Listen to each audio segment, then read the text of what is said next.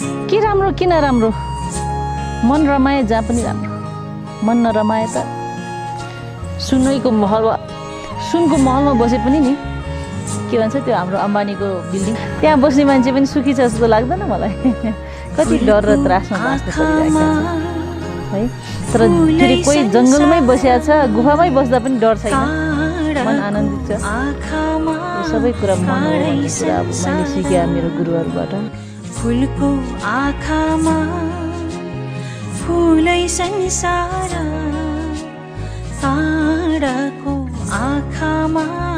काँडै संसार झुल्किन्छ है छाया वस्तु अनुसार काँडाको आँखामा काँडै संसार फुलको आँखामा फुलै संसार